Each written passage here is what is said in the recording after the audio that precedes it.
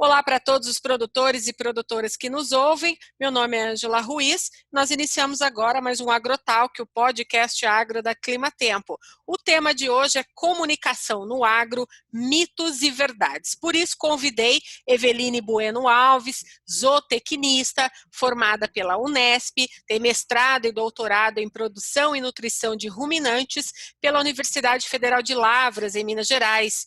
Ela também tem um canal no YouTube chamado Priori Agro, onde esclarece vários aspectos relacionados ao agronegócio e também sobre alimentos, combate a fake news e é uma grande influenciadora do agronegócio. Eveline, é um prazer receber você aqui no AgroTalk. Obrigada, Ângela, pelo convite. O prazer é todo meu de poder estar aqui compartilhando um pouco aí do meu trabalho com vocês. O Priori Agro vem trazendo bastante informação e espero que agregue também aqui no AgroTalk do Climatempo. Bacana. Eveline, olha, faz bastante tempo que eu estou esperando para gravar esse podcast com você, porque eu quero falar sobre comunicação no agronegócio. Hoje a comunicação, ela é tão importante não só para o agronegócio, mas para várias cadeias, para vários mercados hoje no mundo, né? A comunicação entre as pessoas hoje se faz muito necessário. A gente observa que várias empresas hoje têm muitos problemas com relação à comunicação. E o agronegócio não é diferente. Então vamos falar um pouquinho dessa comunicação no agro. Como que a gente pode hoje melhorar a comunicação entre a cidade e o campo? É isso mesmo, Ângela. A comunicação ela é importante em todos os setores, né? Em todos os aspectos. E a gente vê que o agronegócio, ele se comunica relativamente bem dentro do agronegócio, né? Hoje a gente tem muitos canais técnicos, muitos canais que levam a informação para o produtor, levam notícia, né? Sempre nesse sentido. Só que a gente tem um problema em conversar com a cidade, né? A gente tem uma lacuna ali e já tem algum tempo que a gente identificou isso e nós estamos demorando para nos movimentar quanto a isso, né?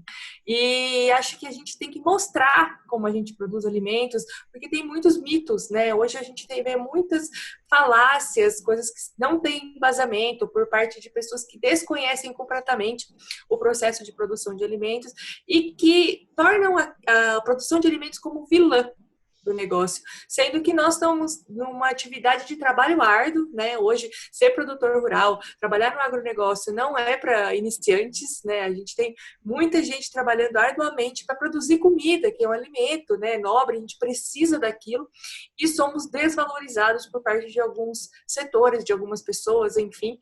Então, nós temos que melhorar a nossa comunicação para explicar que nós realmente não somos os vilões que as pessoas pensam, né? Então vamos falar também dos principais mitos sobre os alimentos produzidos no campo. Temos vários mitos que envolvem a produção de alimentos.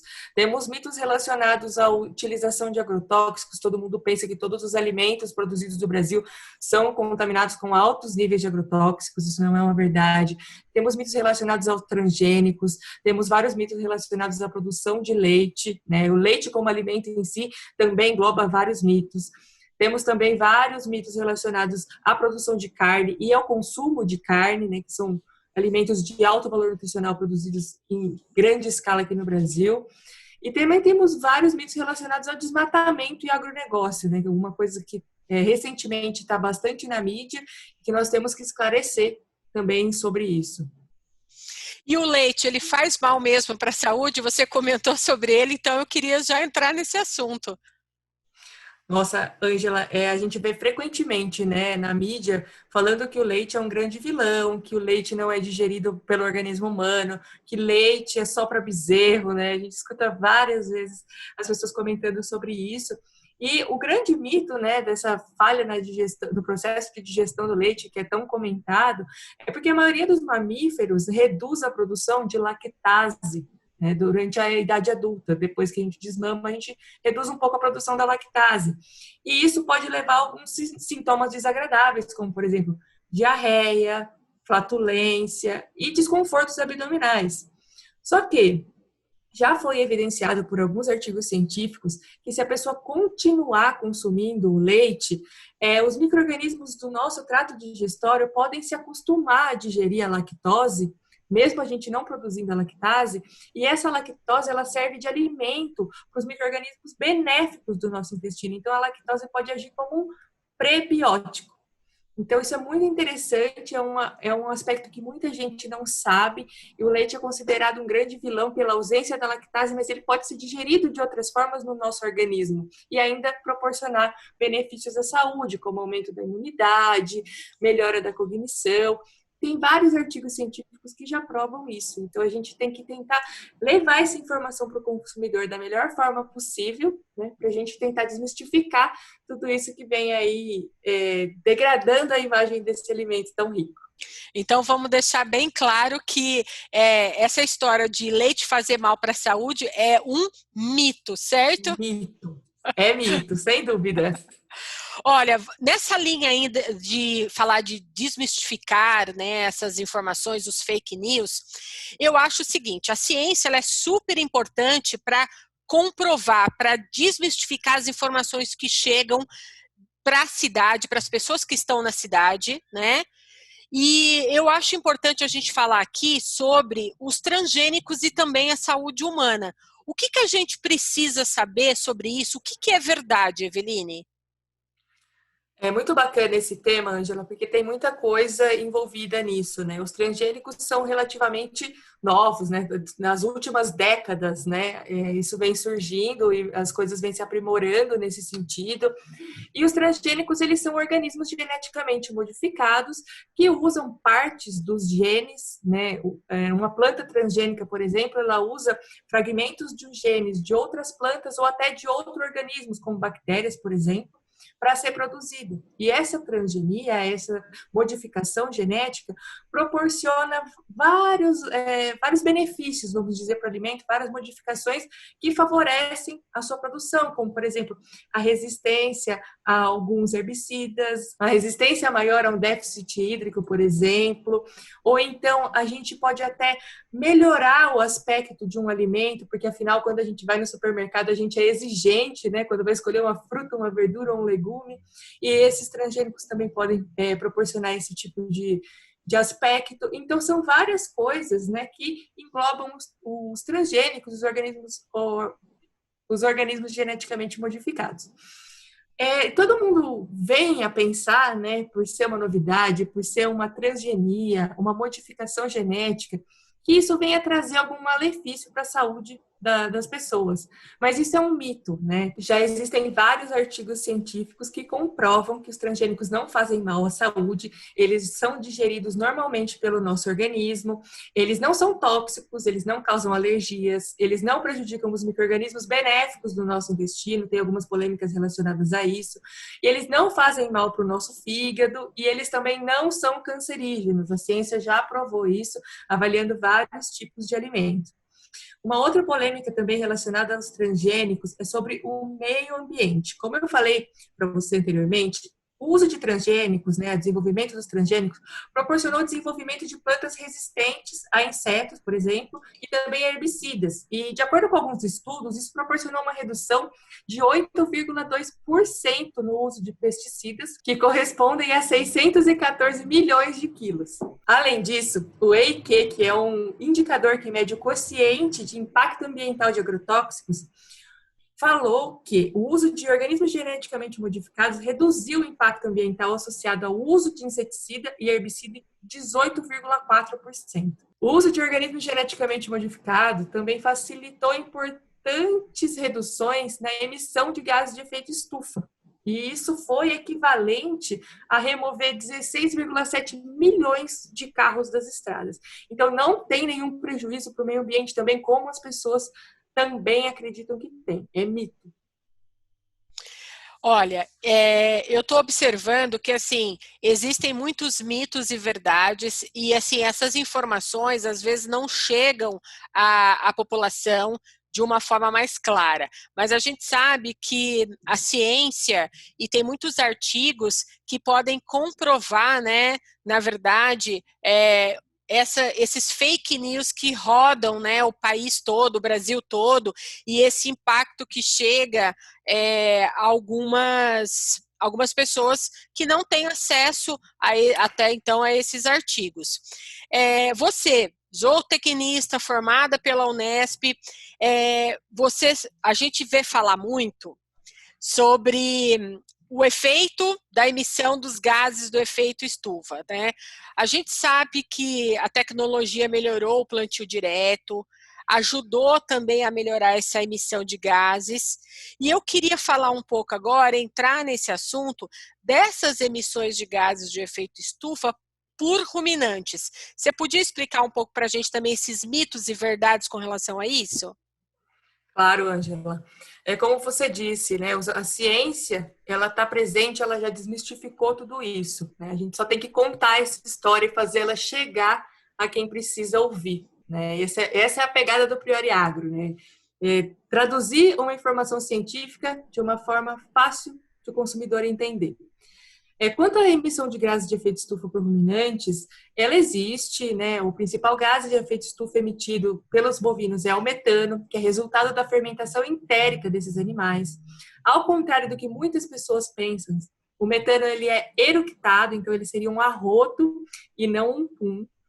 Além do metano, tem o óxido nitroso também, que é um gás de efeito estufa, que também é emitido pela pecuária, pelas excretas dos animais, pela decomposição das excretas dos animais. E alguns órgãos internacionais também contabilizam a emissão de gases de efeito estufa do desmatamento como sendo da agropecuária. Então, a gente tem essa tendência em levar todos esses gases emitidos para um setor específico. Durante a quarentena, né, alguns satélites da NASA, eles evidenciaram a redução da concentração de óxido nitroso, né, que é um potente gás de efeito estufa, em regiões da China e da Itália. Um fato ocorrido devido à redução da atividade das pessoas, dos transportes, das indústrias. E aí, nesse momento, ficou bem claro que quem seriam os reais vilões, né, da emissão de gases de efeito estufa? Seriam mesmo os bovinos que aumentaram em número nesse ano, ou seríamos nós, humanos, que estamos realmente emitindo uma quantidade relevante de gases de efeito estufa no ambiente, na atmosfera? Outros setores também emitem gases de efeito estufa, a indústria, a geração de energia elétrica e o transporte. E alguns artigos científicos de revistas de alto fator de impacto mostram que a emissão de gases de efeito estufa emitida pela extração de combustíveis fósseis, por exemplo, é superior do que já se havia mensurado anteriormente. Além disso, uma pesquisa do New York Times também evidenciou que essa extração de gases de efeito estufa são considerados locais superemissores. Então, será que realmente a produção de alimentos é a vilã do aquecimento global? Ou nós temos outras formas de minimizar isso, como, por exemplo, redução do uso de combustíveis fósseis por meio do uso de fontes renováveis de energia elétrica, combustíveis mais renováveis ou uso de energia solar, outras coisas que nós podemos mudar no nosso dia a dia que não incluem alimentação, que não incluem retirar do nosso cardápio alimentos de excelente valor nutricional. Esse é um grande mito relacionado aí à emissão de gases de efeito estufa. Nós emitimos, mas nós não somos os grandes vilões. Alguns artigos científicos já mostram isso e nós temos que realmente comunicar isso melhor. Eveline, uma coisa que anda também, um assunto que anda muito em alta, e a gente começou a observar também, até o ministro do Meio Ambiente indo para a televisão e indo falar com as pessoas, é sobre essa relação do agronegócio com o desmatamento, né? Eu queria que você também explicasse para a gente, esclarecesse para o produtor rural que nos ouve, ele sabe que ele não é o vilão do desmatamento, né? A gente sabe que dentro desse conceito do desmatamento que a gente ouve na Amazônia, em outros lugares do país também, tem muito a ver com grileiros, tem muito a ver também com pessoas que são ilegais, que estão fazendo esse desmatamento, e a gente já trouxe aqui para o Agrotalk várias pessoas que debateram este assunto, analisando que esse desmatamento também é um problema de segurança pública, mas eu queria que você esclarecesse para a gente um pouco sobre esse assunto que está tão em alta agora. Exatamente, Ângela. A gente tem que realmente cada vez mais falar sobre isso, né? O agronegócio é o grande culpado, né, pelo desmatamento e isso não não é correto, né? Hoje a gente vê que a grande parcela dos desmatadores, a grande parte de quem desmata é para fazer grilagem, né, que é ter a posse da terra de forma ilegal. E como que acontece esse processo? O grileiro vai lá, ele desmata, fala que a terra é dele, tenta regularizar tudo por meio de papéis falsos, e depois de tudo isso ele vende a terra para uma pessoa que sabe ou não do processo todo, e essa pessoa também tenta ou não regularizar a terra. Mas enfim, quem faz isso não é o agronegócio, não é o agricultor que está produzindo de forma sustentável. O grileiro, depois que ele faz todo esse processo, ele parte para uma outra área, para tentar regularizar uma outra área como sendo terra dele e vender a preços inferiores ao do mercado para pessoas que talvez não conheçam, né, sobre a legislação de terras no país. O produtor rural, de verdade, a grande maioria, né, dos produtores rurais, está preservando floresta nativa, vegetação nativa dentro das suas propriedades. Hoje nós vemos que no Sudeste, por exemplo, 20% das áreas das propriedades rurais são preservadas. Legislação. E o produtor, até esse mês atrás, não recebia nada por isso. Hoje tem alguns projetos que estão em andamento pelo governo que vão bonificar o produtor uma certa quantidade por preservar essa parcela de terra de vegetação nativa dentro das propriedades. Na região norte, essa quantidade é de 80% na Amazônia. Então, 80% de uma propriedade rural, ela não pode ser utilizada, ela tem que ser mantida como vegetação nativa para o produtor estar adequado às normas. Então, é como se você tivesse, eu falo sempre que assim, é como se você tivesse uma casa de 6 quartos e pudesse usar, não pudesse entrar em 5 deles, né? Então, olha o tamanho da responsabilidade dos produtores rurais. Hoje, mais de 60% da vegetação nativa no Brasil está preservada, e desses 60%, 20,5% estão dentro dos imóveis rurais. Então, hoje a gente não tem o que falar do produtor rural, mas a gente tem que esclarecer isso, que quem desmata é bandido, o produtor rural é sério e preserva dentro da fazenda.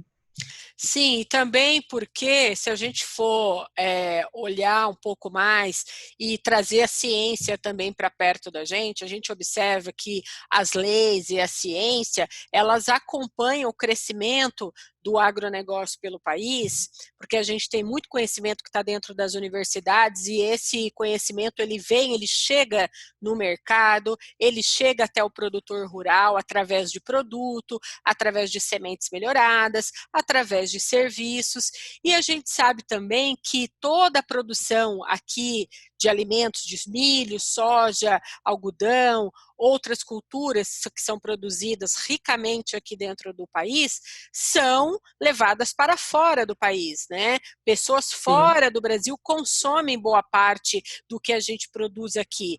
E hoje em dia, para você vender para fora, você tem que ter qualidade e excelência no que você produz. E agora a gente vai entrar no âmbito também de muitos dos produtos produzidos aqui no país serem certificados, né? O pessoal de fora que vai comprar os produtos brasileiros, eles já requerem uma certa certificação daquele produto, de uma qualidade, de uma excelência. Então, assim, daí a gente já percebe o quanto de qualidade de alimento que a gente produz dentro do país, porque senão, lá fora, ninguém estaria consumindo o que a gente produz aqui, concorda? Sim, sem dúvida. E além das certificações, Ângela, tem alguns projetos, né, que às vezes esse selo não chega para o consumidor, mas o comprador de lá, ele só compra se ele souber que aquilo não foi, aquela carne, por exemplo, não foi produzida em uma área desmatada.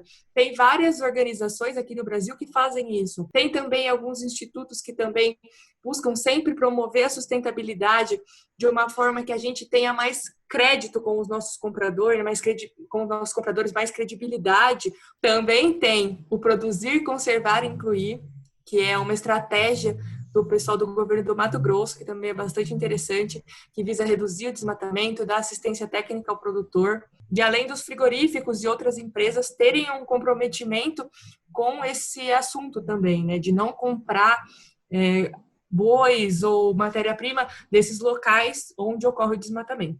Eveline, a gente também não pode deixar de comentar que tem muitas instituições pelo país que fazem trabalhos sérios e auxiliam os produtores rurais justamente na produção desse alimento e também na reprodução e na produção da carne, né, pelo país. Por exemplo, vou comentar aqui sobre a BCZ, que faz um trabalho muito interessante, né? Orienta também os pecuaristas brasileiros, muitos deles se orientam aí na compra de gado, numa genética, com a BCZ. Nós temos também a Sociedade Rural Brasileira, que apoia todos os pecuaristas e agricultores, sempre está fazendo um trabalho em conjunto com esses produtores e pecuaristas, para que eles tenham cada vez mais conhecimento e eles possam melhorar a produtividade no campo.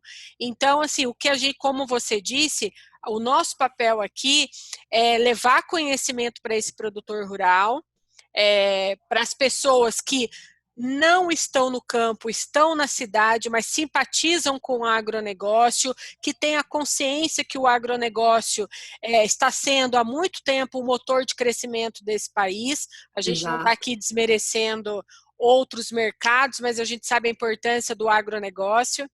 Nós sabemos também que nós temos terras ainda agricultáveis pelo país que podem produzir mais alimento, quem dirá para o mundo todo, daqui a alguns anos. Então, a gente precisa sempre aprimorar o nosso agronegócio, crescer, mas sempre olhando para a sustentabilidade, mas não deixar de informar a população da cidade sobre o que, na verdade, realmente acontece, né? Exatamente isso, Ângela. Além desses órgãos que você falou, que auxiliam o produtor no campo, temos a Embrapa, né, que é uma gigante aqui no Brasil, que passamos de 1970 a importador de alimentos para exportador desde então, e muito disso vem pelas tecnologias desenvolvidas pela Embrapa, né, com foco no agronegócio. E a produção daqui para frente vai ter que ser cada vez mais sustentável. Hoje, o novo consumidor, as novas gerações, eles buscam alimentos sustentáveis, né? A geração dos millennials, que é essa geração que está aí de 25 a 40 anos atualmente, hoje eles são muito ligados à sustentabilidade, eles querem saber como um alimento foi produzido e eles querem saber como aquele alimento compromete o futuro do planeta. E os millennials, eles têm uma capacidade grande de defender o ponto de vista deles e prezam por sustentabilidade. E se eu digo que eles têm a capacidade de defender o ponto de vista, a geração Z, que vem chegando em seguida, que são as pessoas de 10 a 25 anos atualmente, elas são ativistas. Elas são ainda mais intensas que os millennials. Então, nós temos que buscar sempre sustentabilidade, não só pelo ponto de vista que, claro, nós queremos preservar os recursos, nós queremos dar condições das próximas gerações produzirem alimentos, mas porque também o consumidor está pedindo isso e cada vez isso vai ficando mais intenso.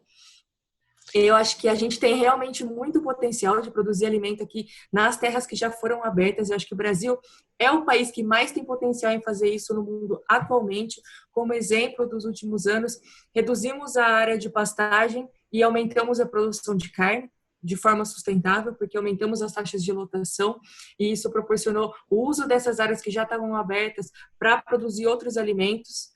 Então, nós temos capacidade de aumentar isso ainda mais e intensificar ainda mais a nossa produção com a área que a gente já tem hoje. Então, hoje a informação está muito fácil, né? A gente digita aí um Google, a gente pega o celular, está na palma da mão. Então, a gente encontra informação com muita facilidade, mas já não faz muito mais sentido a gente coletar essa informação de qualquer lugar, né? Sim. Então, as fontes vão ter que passar a ser mais confiáveis, vão ter que passar credibilidade, porque essa nova geração, ela não aceita qualquer coisa. Tem que ter uma comprovação. E é por isso que eu uso as referências científicas no Priori Agro, para tentar comprovar de todas as formas possíveis. A ciência não tem muito o que você contestar, está provado num artigo científico, numa revista de alto impacto, que aquilo é verdade. Então, a credibilidade está nesse sentido aí também de convencer essas novas gerações do que está acontecendo. Então, a gente vê pessoas não só com 1 milhão de seguidores, mas mais de 40 milhões de seguidores, trazendo informações incoerentes sobre setores que realmente elas desconhecem completamente, né? E essas pessoas, elas por serem famosos, têm uma capacidade muito grande de influenciar as outras pessoas com o seu estilo de vida, com as informações que elas levam. E trazendo essas informações errôneas, em um simples vídeo, em uma simples live, essas informações viralizam como se fossem verdades, pela capacidade que essa pessoa tem de influenciar. Então, assim, um dos objetivos do Priori Agro é tentar esclarecer isso também, né? Pegar algumas menções que alguns famosos fazem e tentar trazer isso de uma forma didática para as pessoas entenderem que aquilo não é bem assim muitas vezes, né?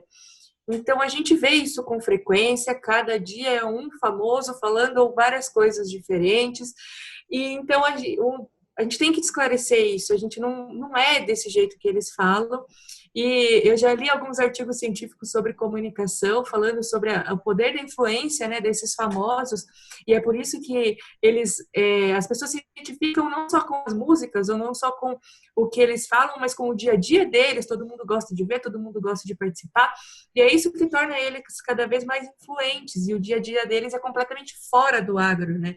A gente precisa trazer eles para o agro, trazer eles para dentro, para eles mostrarem o nosso dia a dia para esse número de pessoas também, né? Então, talvez essa seja uma estratégia bacana. Mas, enfim, temos isso, convivemos com isso e temos que tentar mudar isso da melhor forma possível, da forma de esclarecer e levar a informação, né? Brigar, né? A gente não consegue influenciar ninguém brigando, né? Então, a gente tem que sempre tentar levar a informação de uma forma que as pessoas estejam aptas a receber e não a contrapor o que a gente está dizendo. A gente precisa levar conhecimento para a população, a gente precisa aproximar a cidade do campo cada vez mais, para que as pessoas saibam como os alimentos são produzidos, porque eu admiro muito o agricultor brasileiro que acorda muito cedo para fabricar esse alimento a céu aberto, né, com vários riscos, né, que ele corre para fazer essa produção, para esse alimento chegar na minha casa.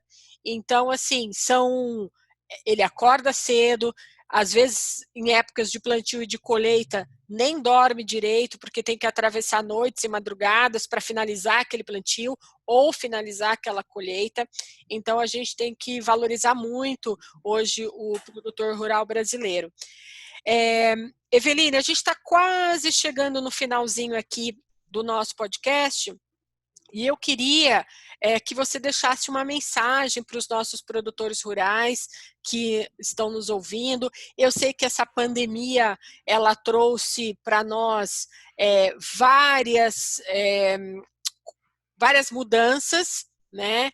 O calendário do agronegócio brasileiro esse ano de 2020 estava repleto de eventos onde a gente até iria se encontrar num deles, mas tudo mudou por causa da pandemia. E agora os eventos eles estão vindo aí numa tomada toda digital. A gente vem observando que ele não deixa de acontecer, mas está virando para o lado digital. Eu queria que você, antes de deixar a sua mensagem final, queria que você respondesse para mim. A pandemia impactou você? Como que foi essa mudança para você? Como que foi lidar com esse novo normal? Então, Ângela, eu acho que assim, a pandemia ela veio mudando planos de todo mundo, né? Ninguém estava esperando isso. Eu tinha planos de realmente ir para os eventos, de fazer algumas palestras esse ano, só que com a pandemia tudo foi cancelado. Por um outro lado, como o Priori Agro está nas mídias digitais, está lá no Instagram, está no YouTube, isso também gerou mais engajamento para o digital, né? As pessoas hoje estão todas focadas nas lives, a gente viu esse boom das lives, ninguém nem conhecia, agora só se fala nisso. Então, isso trouxe um aspecto positivo do ponto de vista digital. O presencial ficou prejudicado, mas o digital conseguiu dar uma alavancada. Então, assim, meio que compensou, foi bom em algum aspecto. Estou com saudade do presencial já, não vejo a hora de poder encontrar essas meninas nos eventos. Mas, enfim, uma mensagem aí para deixar para o produtor rural, já finalizando, é que nessa pandemia, vocês foram mais valorizados, acho que mais valorizados do que nunca. Porque quando todo mundo percebeu que tudo ia parar, eles não poderiam parar de comer, eles entenderam a importância do agronegócio. E isso ficou um pouco mais evidente, né, durante a pandemia. eu posso não estar andando de carro, eu posso não estar indo até os lugares que eu gosto de frequentar, mas eu tenho que comer e beber todos os dias. Então, ficou evidenciado aí que o produtor rural, ele tem uma força, ele tem importância, isso foi muito bom, acho que para a imagem do agronegócio como um todo. E acho que para o futuro a gente tem que continuar mostrando aí o que a gente vem fazendo para os produtores rurais. Mostrem cada dia mais o dia a dia de vocês aí nas redes sociais, para todo mundo entender que não é simples como todo mundo pensa, que vocês estão fazendo um trabalho magnífico de produzir alimento, de nutrir a população. E para quem vê os vídeos dos influenciadores famosos, eu queria também deixar uma mensagem para não compartilhar esses vídeos dos famosos com outras pessoas em grupos de WhatsApp, porque quanto mais a gente compartilha, mais a gente dissemina informação incorreta e sem embasamento. Então, fica aí o meu recado final para todo mundo. Curtam o Priori Agro aí nas redes sociais, sigam, acompanhem o YouTube, o Instagram e contem comigo para o que precisarem. Estou sempre disponível lá, é só mandar uma mensagem. Eveline, muito obrigada. Foi muito bacana te receber aqui no AgroTalk, o podcast Prazer foi Agro, meu. o podcast Agro da Climatempo. A gente fala que aqui no AgroTalk é uma porta de conhecimento para a gente trazer informações de verdade para o produtor rural. Então, você já faz parte aqui do AgroTalk. Eu espero te rever aqui no AgroTalk mais vezes com outras notícias e informações sobre o agronegócio. Estou à disposição, Ângela. Conte comigo. Obrigada. Até a próxima, Eveline. Até a próxima, Ângela.